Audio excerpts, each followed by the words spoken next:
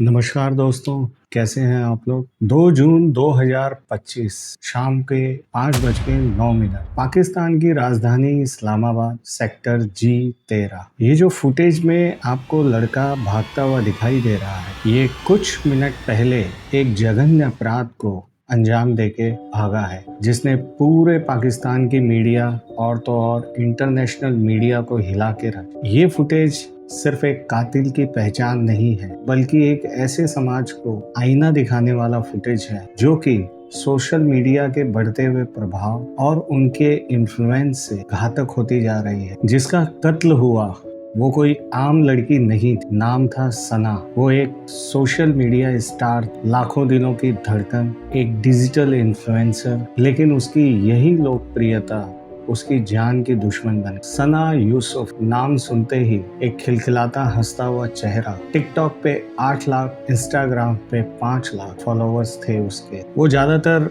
Skin care, food blogs या music blogs जैसे subject पे ही वीडियो बनाती थी। उसकी कोई भी वीडियोस में कोई वल्गैरिटी या ऐसी कोई भी चीजें नहीं थी जिससे लोग उसका विरोध करें या मजाक उड़ाएं। जबकि पाकिस्तान की जो जेनजी है, वहाँ के युवा हैं, वो उसको फॉलो करते थे और एक प्रेरणा मानते थे सना को। तो सवाल ये है, तो इतनी बेरहमी से क्यों उसका कत्ल कर दिया गया? जब इसका कारण जानेंगे आप लोग, तो आप लोग सोचने पे मजबूर हो जाएंगे कि हमारा समाज आज भी किस दिशा में है, या यूं कहें कि पाकिस्तान का समाज। और आप एक और सच्चाई से रूबरू होंगे कि आज बढ़ती हुई सोशल मीडिया की तरफ जनता किस खाई की तरफ जा रही है।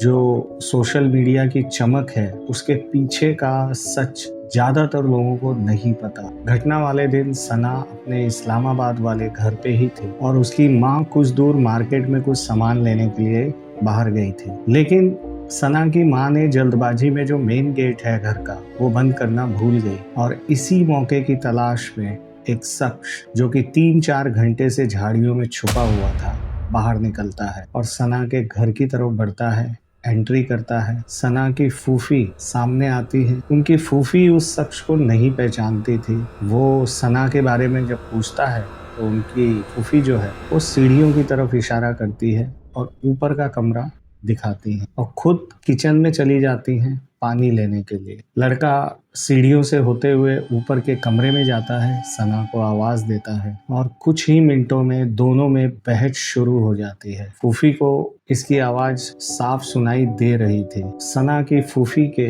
कान में जो लास्ट शब्द पड़े वो ये थे। सना उस लड़के से कह रही थी कि तुम थोड़ा शांत होके बात करो, पानी पियो, और तुम ऐसा कुछ नहीं करोगे क्योंकि यहाँ घर के अंदर और घर के बाहर सीसीटीवी कैमरास लगे हैं। यही सना के कुछ आखिरी शब्द थे जो उनकी फूफी को सुनाई दिए। कुछ ही सेकंड बाद 2 गोलियों की आवाज सुनाई देती है और सना की फूफी जैसे ही भाग के उस कमरे में पहुंचती है, वो देखती है कि वो शख्स सना का मोबाइल ले रहा है। इतने में वो शख्स उनकी फूफी पे पिस्टल तान देता है और डरा के और वहां से भाग जाता है। यही वो सीसीटीवी फुटेज था जिसमें वो शख्स भागता हुआ दिखाई दे रहा है। सना की फूफी की चीखने चिल्लाने की आवाज के बाद और गोलियों की आवाज सुनने के बाद कुछ पड़ोसी इकट्ठा होते हैं और इसी बीच सना की माँ भी आ जाती है और ऊपर के कमरे की तरफ भागती है। सना को किसी तरीके से अस्पताल ले जाया जाता है, लेकिन तब तक देर हो चुकी। 17 साल की सना यूसुफ अब इस दुनिया में नहीं। सवाल ये है कि एक 17 साल की बच्ची की किसी से क्या दुश्मनी हो सकती है। और दूसरा सवाल ये था कि घर में घुस के किसी ने उसको क्यों मारा। और जो सबसे बड़ा सवाल था वो ये था कि कातिल भागने से पहले सना का मोबाइल लेके क्यों भागा। उस मोबाइल में ऐसा क्या था। आइए पूरी कहानी जानते हैं। अगर चैनल को अब तक सब्सक्राइब नहीं किया तो सब्सक्राइब कर दीजिए, जिससे आने वाली वीडियोस की नोटिफिकेशन मिलता रहे और हमको भी मोटिवेशन मिलता रहे। हम इसी तरीके से नई नई वीडियोस आपके सामने लाते रहे। पाकिस्तान डिजिटल स्पेस की राइजिंग स्टार कही जाने वाली सना खुशमिजाज और काफी हंसमुख थी। उसके पिता सैयद यूसुफ हसन चित्राल में एक सरकारी अधिकारी थे। उसकी मां फरजाना यूसुफ घर का काम संभालती थी और जितना भी मीडिया कंटेंट है, जो सोशल मीडिया अकाउंट है सना का, वो उसको हैंडल करती थी। सना का सपना था डॉक्टर बनने का और वो पढ़ाई में भी काफी अच्छी थी। 2024 में उसने 12th की परीक्षा पास की, सब कुछ ठीक चल रहा था, लेकिन तकदीर को कुछ और मंजूर। इस घटना से लगभग साल भर पहले सना के इंस्टाग्राम पे एक मैसेज आता है। वो मैसेज था उमर हयात का। 21 साल का उमर हयात कुछ नहीं करता था। ये जो पहला मैसेज था जो सना को आया था, इसी मैसेज ने इस खौफनाक अंजाम की बुनियाद रखी थी। उमर हयात के पिता ने 4 शादियां की थी और ये सबसे छोटा बेटा था और उसकी माँ 2 साल पहले गुजर चुकी। पिता रिटायर कर्मचारी थे और जिनकी पेंशन से ही पूरा घर चलता था। उधर उमर कोई भी काम धंधा नहीं करता था। उसकी पूरी लाइफ सिर्फ दिखावे पे टिकी थी। हाल ही में उसके पिता ने एक प्लॉट बेचा था, तो उस पैसे से उमर ने एक आईफोन खरीदा था और जो थोड़े बहुत पैसे और बचे थे उससे वो किराए पे फॉर्च्यूनर लेता था और सिर्फ दिखावा करता था और इंस्टाग्राम पे कोलैब के नाम से लड़कियों को इनवाइट भेजा करता। टिकटॉक वीडियोस बनाना, इंस्टाग्राम पे वीडियोस बनाना, सिर्फ यही काम था। पाकिस्तान के फैसलाबाद के जरानवाला इलाके का वो रहने वाला था। वो अपने आप को प्रॉपर्टी टाइकून बताता था और वो जो वीडियो शूट करता था वो पॉश इलाके में जाके करता था, जिससे बैकग्राउंड में बहुत अच्छी अच्छी बड़ी बड़ी गाड़ियां हो और वो वही फोटो इंस्टाग्राम पे लगाता था जिससे लड़कियां उससे अट्रैक्ट। लेकिन जो भी ये पिक्चर्स लगाता था सोशल मीडिया पे, उससे दूर दूर तक उसका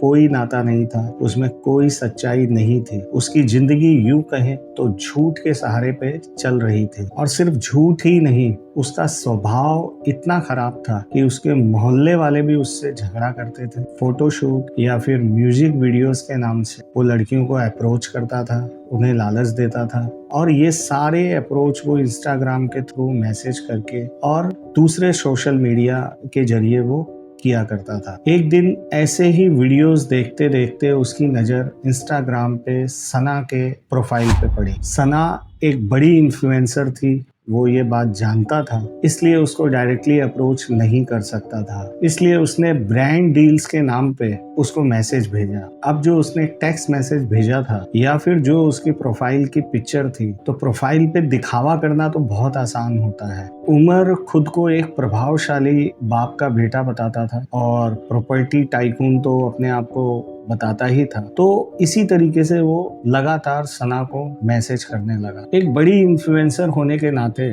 उसको ब्रांड डील्स के लिए काफी मैसेजेस आते थे और ये उसके लिए आम बात थी। उसने भी इसको प्रोफेशनली ही लिया और जो भी एटिकेट्स होते हैं या प्रोफेशनल तरीके से उसने 1-2 मैसेज का उसका जवाब दिया। लेकिन उमर ने अपने दिमाग में एक गलत फहमी ये पाल कि एक ना एक दिन ऐसा आएगा जब सना उससे मिलने के लिए आएगी। उसने यही अप्रोच मैसेज के जरिए सना को भेजा, लेकिन सना ने साफ इनकार कर दिया। लेकिन उमर जैसे लड़के नो मीन्स नो नहीं समझते। उसका सना को लेके ऑब्सेशन पागलपन की तरफ बढ़ता जा रहा था और जिसकी भनक सना को भी थोड़ी बहुत लग चुकी। वो अब दिन में कई बार सना को इंस्टाग्राम के जरिए मैसेज करता, कॉल करता और उसको मिलने के लिए जबरदस्ती करता। लेकिन इस बार सना ने उसे हमेशा के लिए साफ साफ मना कर दिया। कुछ रिपोर्ट्स के अनुसार सना को उमर का कजन बताया गया, जबकि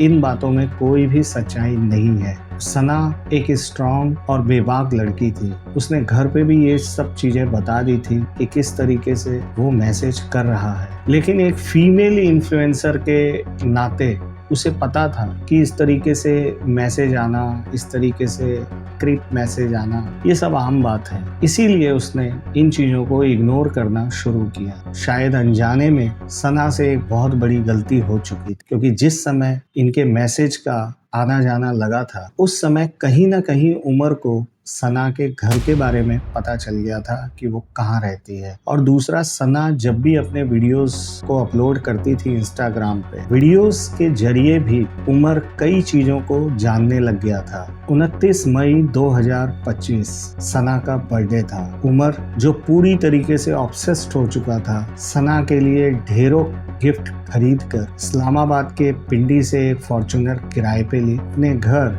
जरनवाला से 332 किलोमीटर दूर इस्लामाबाद सना के घर पहुंच गया। उमर को अपने दरवाजे पे खड़ा देख सना बिल्कुल चौंक गई, लेकिन फिर भी ना सिर्फ सना ने उससे मिलने से साफ मना कर दिया, बल्कि अपने घर वालों से कह के उसको वापस लौटा दिया। यही वो पल था जब उमर गुस्से से भर गया, क्योंकि उसे इस बार काफी गहरी चोट पहुंची थी। उसे लगता था कि कोई लड़की उसे कैसे मना कर सकती है, वो होती कौन है मुझे मना करने वाली। और ऐसे लड़कों में बसा ये जहर जब सनक बनकर दिमाग में घूमता है तो उन्हें लगता है कि अगर ये मेरी नहीं हो तो ये किसी की नहीं हो। और ये सनक उसके दिमाग में और तेजी से दौड़ गई जब सना ने अपने बर्थडे का वीडियो इंस्टाग्राम पे अपलोड किया। उमर को लगा कि मैं इतनी दूर इतने सारे गिफ्ट्स लेके सना के घर गया और उसने मेरी बेइज्जती करके वापस भेज दिया। अब उसका मन सिर्फ बदला लेने पे उतारू था। 2 जून 2025 दोपहर से ही वो सना के घर के आसपास मंडराने लगा था और मौके की तलाश पे था। काफी देर हो जाने के बाद वो एक झाड़ियों पे जाके छुप गया, जिसे जब भी मौका मिलेगा तो वहां से निकल जाएगा। और उसे मौका मिला जब सना की माँ दरवाजा बंद करना भूल गई। वो सीधा घर के अंदर दाखिल हुआ। उनकी फूफी, जो कि उसे नहीं पहचानती थी, उन्होंने रास्ता दिखाया सना के कमरे का और वहां उसने सना का मर्डर कर दिया। शुरुआत में सना के घर वालों को बिल्कुल अंदाजा नहीं था कि इस मर्डर के पीछे कौन है। एफआईआर में सिर्फ एक medium height, slim build, black shirt और एक ट्राउजर पहने शख्स की पहचान की गई। पुलिस ने आसपास के लगभग 113 सीसीटीवी कैमरे को खंगाला और फिर सेलुलर टेक्नोलॉजी और डिजिटल सर्विलांस की मदद से सस्पेक्ट की जियो फेंसिंग शुरू की और इस सस्पेक्ट का उन्हें पता लग गया और पुलिस फैसलाबाद तक पहुंच जाती है। उमर के गांव तक 8 जगहों पर अलग अलग छापे मारे गए और इस घटना से 20 घंटे के बाद पुलिस ने उमर को गिरफ्तार कर लिया। उसके पास से 30 बोर की पिस्टल और सना का मोबाइल भी बरामद कर लिया गया। उमर ने सना का मोबाइल इसलिए उठाया था जिससे जो भी उसने मैसेज सना को भेजे थे वो सब डिलीट कर सके, जिससे इस कत्ल के बाद कोई भी सबूत ना रहे। और पुलिस के सामने उमर ने अपना जुर्म कबूल कर लिया और इसका जो मेन कारण बताया वो था पर्सनल रिजेक्शन।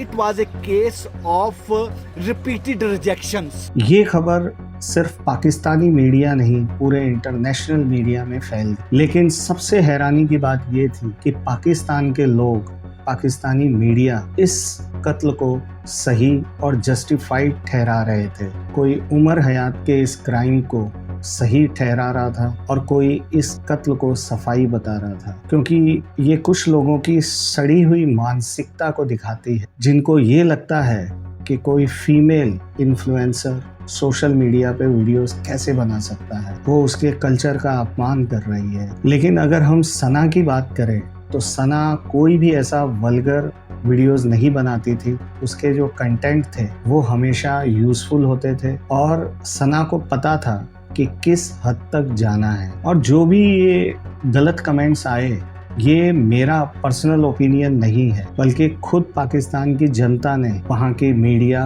वहाँ के जो सीरियल्स जो प्रसारित होते हैं उनको ट्रोल किया है। उमर हयात उन लड़कों की कैटेगरी में आता है जिसके लिए रिजेक्शन का जवाब इसी तरीके से देना चाहिए। और इस सोच के पीछे वहाँ जो पाकिस्तान की जो मीडिया है, वहाँ की जो सीरियल हैं, उनका बहुत बड़ा हाथ है। जहाँ लड़कियों के खिलाफ जितने भी वायलेंस दिखाए जाते हैं, जो भी मारपीट दिखाई जाती है, उसको रोमांस की शक्ल दे दी जाती है। जहाँ मेल कैरेक्टर्स कभी भी ना सुनने के आदी नहीं होते और अपनी जिद मनवाने के लिए वो किसी भी हद तक जा सकते हैं, और इसे लव ऑफ एक्सप्रेशन दिखाया जाता है वहाँ के सीरियल्स में। और ये सिर्फ मेरा पर्सनल ओपिनियन नहीं है, वहाँ पाकिस्तान की जो जनता है वो इस चीज को मानती है। सना आज हमारे बीच नहीं है, लेकिन ये एक वेकअप कॉल है कि हम अपनी मानसिकता को बदलें और हमें ये भी सोचने पे मजबूर होना पड़ेगा कि जो सोशल मीडिया है उसका इस्तेमाल किस तरीके से किया जाए, क्योंकि हर चीज के 2 पहलू होते हैं। कई ऐसे सर्वे हैं जिसमें ये पता लगता है